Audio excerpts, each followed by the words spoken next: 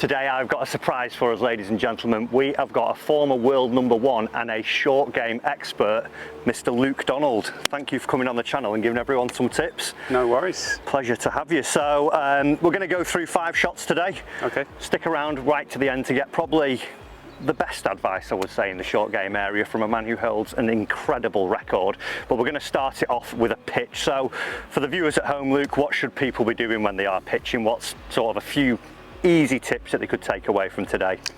Yeah, so we've got about a 40-yard pitch here. I've got my 60-degree lob wedge. A couple things that I really concentrate on in my setup and in the process of the shot. I think that a big mistake a lot of people get is they tend to get the ball position quite far back. They lean the shaft, especially if you don't get a very good lie or get a little bit of grain into you. That leading edge, if you don't catch it completely right, it's not going to create a very good strike. So I like to have the ball position a little bit more forward, shaft very neutral, vertical, leaning just a little bit to the left. That's going to promote that downward strike.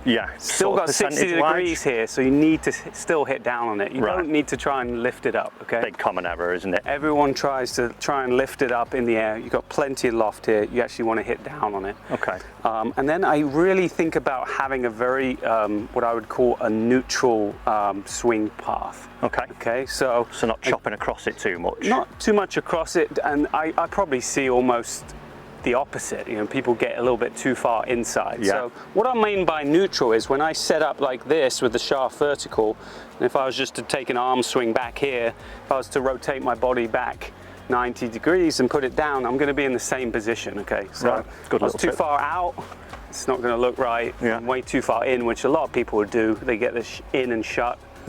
Okay, you want that toe nice and up. Okay. So very neutral. And then from here, everything goes together. So I want this shaft and my spine to kind of match and finish again. Very neutral. If I was to put it down, turn my feet, I'm going to be in the exact same spot. Okay, as when I started. So nothing really is changing. I'm just really rotating around my spine. The shaft is matching my spine. And I can hit down, forward, and a little bit to the left. And I'm going to create those nice trajectory, hopefully one bounce and a little bit of spin. Well, proof's in the pudding, let's see it. All right. Nice and simple stuff there. A little bit forward, a little bit leaning left, that nice neutral path. Beautiful sound. And stop really quickly. And as you said, as you see, it's not a very full shot, but my body is fully turned towards the target. So rotation's still got to happen during this shot. Rotation has to happen. Can't let that club go past you or let it get behind you. On a side note, in terms of, I think a lot of people get too technical. Rhythm, is that something that you focus on, just trying to really stay in control of it, or not? Would you just think on those little simple checkpoints you've given? You know, I've always been blessed with pretty good rhythm, but I would say on short shots of 50 yards or less, it's more of an arm swing going back, and then everything moves together on the way through. So that's how I think about it in terms of rhythm. Connection of the... If I get a little bit too much going on, then I can get in trouble. And my bad one is I get a little bit under, and you know, you kind of hit that high, weak one to the right, and that's not what you want. Nice. Let's see one more, then we're going to move on to greenside chipping, where again, great at this stuff, this gent is.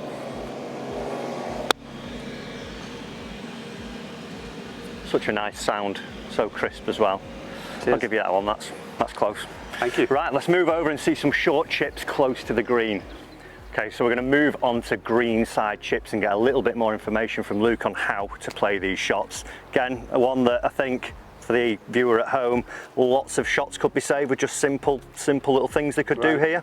Absolutely. You know, here we have a lot of green to work with, so you know, we don't need to loft it up in the air. We've got plenty of room to get the ball on the ground running. End over end, and that's really important. You want it to come out like a putt almost, like so running end over end, giving yourself a good chance to make it. You know, that's definitely for pros. Maybe an amateur, maybe a good chance to get up and down. So a few different things. I've gone down in loft just a little bit. I've got my 54 degrees. Again, I can get the ball rolling quicker, end over end. Again, I want to now be a little bit more like a putt. Okay. So there's no real wrist hinge, there's no turning so much. I'm elevating the shaft a little bit higher. Okay. I'm getting my right side a little bit higher, so I'm more on top of it. Again, that allows me to hit down on it. Still want to hit down on it. Never want to lean your center of gravity here, your sternum back. And again, a little bit more of a little bit more of a neutral grip, like I would in putting. Right. Okay. Okay, right side higher, and then I'm literally just an arm swing, hitting down on the back of the ball. Yeah. It's pretty much as simple as that. Yeah. It should get the ball, again, rolling nicely towards the hole. Yeah. I think a lot of what you've said there is all about that roll I'm taking away, as where the amateur's thinking of spin. Looks cool on TV. Yeah, well, not with this shot. You don't need to. So you've got plenty of green running down there. Again, shaft a little bit higher, and just comes out. It's a little bit short, that one, but even that for the amateur, you know, as long as they're getting it on the green, avoiding the duff, avoiding those double hits and not getting it racing across the green. Going towards the flag, you're having a chance to get up and down, maybe even knock it in. Yeah, perfect. Right, let's move over to hitting down though. It's important. Down, always down, not trying to help it up in the air. Let's move over to some technical shots. Really see how good you are with a wedge now. We're going to head over and hit a flop shot. High tariff. Sauce. So before we get into this flop shot, guys, show some love to Luke. Hit that like button for me down below. Also remember to subscribe for your free tips every week. We want you to get better at golf. Do it by hitting that button. Over to you, Luke. You're going to tell us how to play this simple shot. Every amateur's nightmare, this one, isn't it, really? Yeah. I mean, obviously lots of things could go wrong. Dunked you into this deep bunker, played it over, never to be seen again. Yeah. High tariff shot, obviously not easy, but in a situation like this, you don't really have much choice. You've got to take it on. So, a couple things. You've got to read the lie here. I've got one where the grass, there's a little bit of grass, so there's a little bit of give under it, which means I can open it up even more. Okay. I'm not going to worry too much about the club bouncing. If it was a bit more firmer, the club bouncing and the leading edge hitting into it. So, okay to put the ball forward, open the shaft, and then from here, really, I think more than anything, you need to mentally think that you're going to hit a good shot. So, I mean, you know, get rid of those negative thoughts. Think about seeing that shot, seeing it coming down. You're going to be a high, kind of soft, long swing, making sure that the club is slipping under the ball. Okay. Something you're just going to have to practice and get comfortable with, but hopefully you can pull it off. Oh. Just make it look easy. Got a chance to get up and down. Yeah, that's it. I think big one there. Long and slow. Long and slow. Commitment. A big part. And even for the amateur, would you suggest maybe playing away from the flag at all if it is, you know, play really to the middle tight? of the green a little bit. You know, you're not. How many times are you going to get up and down? But put it on the green, 2 putts. Excellent. You're ahead of the game. Yeah, I mean, if we could all do it like that, the game would be absolutely easy. But fortunately, if you do listen to the tips though from Luke, you might get there. We're going to head down into the bunker and then we're going to head over to the putting, which, when reading upon some stats of yours, mightily impressed. So let's get in that bunker, see if we can see some magic again, and then we'll head over to the putting green. Okay, so we're down in the bunker. We're going to hear a few more tips from Luke. So bunker basics, again, bit like the flop shot, a fade shot, isn't it? We see a lot in the face, a lot rocketing over greens. What do we need to do? Very much a shot amateurs hate again, but it's really important to understand how the wedge works. It's my lob wedge again. It's what we call the bounce. The front edge, the leading edge tends to dig into the sand. So if you get it too much with the shaft forward, it's going to create thick divots. You're going to have an inconsistent strike. You really want the lob wedge to skim through the sand, creating thin, shallow divots. So using the back edge, you want to feel like that back edge is what's hitting the sand first. Okay. And another little quick analogy to help see how the stroke kind of should be in the swing and bunkers is a little bit like a window wiper, right? So you want this kind of action. You're consistently keeping loft on the face. And you got that action kind of like this. Obviously it's going to be a little bit bigger, but that's the kind of action you want to recreate in a bunker. Okay. Create those thin, shallow divots, hit the back edge of it, thump the sand. Hopefully it comes out. Weight-wise, where would we go with that? Is it back foot, front foot? Yeah, again, the more you can expose that back edge, so opening up the face, a little bit more forward. Again, slightly left. Again, still hitting down on it. Never Never want down, to be down, this down. way. Yeah, you want that sternum where you want the club to be in the ball. Okay, brilliant. Oh, again, feel that kind of window Love that wiper. window wiper. I love that analogy. That's fantastic. Yeah. Just like that. Get in. Go on then, Luke. I mean, doesn't get any better than that. One take Donald. Love it. If the ball was plugged, you can see how good you are now. If we were a bit that way, would we still try and use that back of the club? No, so now you have to dig it out. So you want to use the digging edge a little bit more. Yeah. So the way I like to do it is I feel like the heel has the most dig. Okay.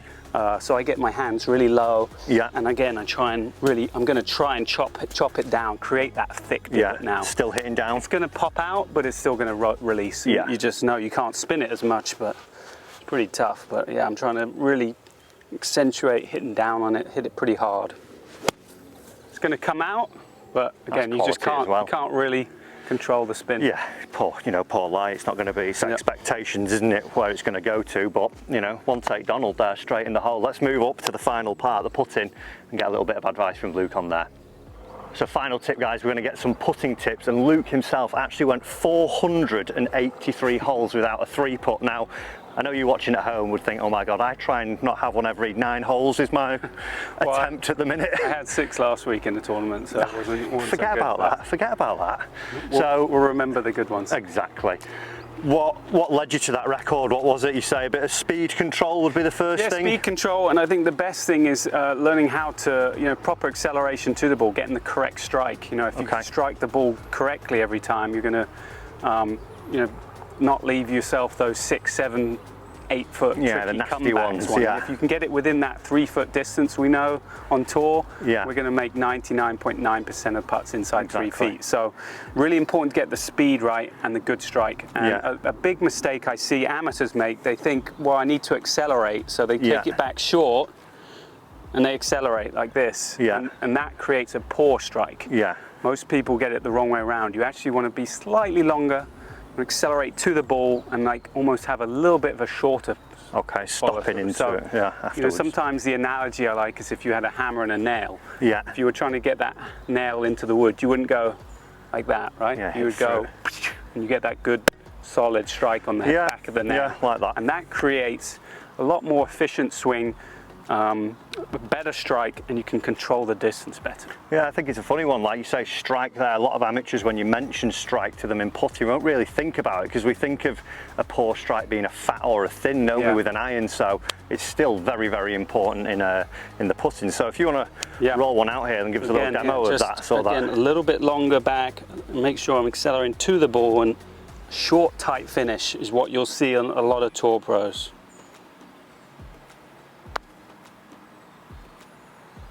And the ball rolls out. Not hold it. Not hold it, but perfect speed. It's only just gone past the hole. Had a chance to go in. Fantastic there. Not going to 3-putt. Yeah, so all about that strike on the longer putts. Yeah. If we make our way down then to, you said, those pesky 6 or 7 footers, what should the amateur be looking for there? What would we be going for? Yeah, I mean, the biggest thing here is making sure you have good aim, and that takes practice, but it's such a short shot, you've got to get your fundamentals right. So the position you start at, you want to return that, so you want to maintain loft and lie as much as possible. Yeah.